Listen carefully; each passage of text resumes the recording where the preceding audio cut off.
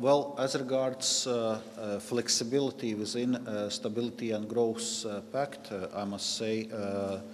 Italy has used already certain provisions. First, it's as regards the size of the fiscal effort which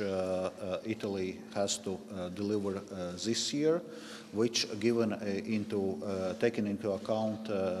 economic circumstances in Italy in this year amounts to the 0.25% of GDP of structural effort instead of 0.5% of GDP structural effort.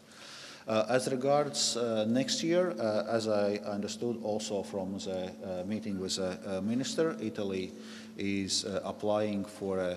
a structural reforms clause, which is a clause which allows for a temporary deviation from adjustment path towards medium-term budgetary objective, while then there is a need to catch up this adjustment in the coming years,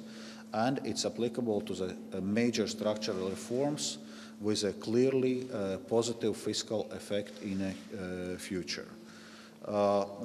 As I understand, all those structural reforms and also the fiscal estimates of those structural reforms are outlined in economic and financial document. Of course, it's quite voluminous document, so European Commission needs to do a detailed analysis before we can give a specific response to this Italy's request, but we are very much willing to look into and will be able to provide a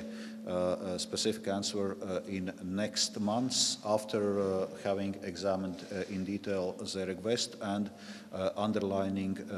economical assumptions.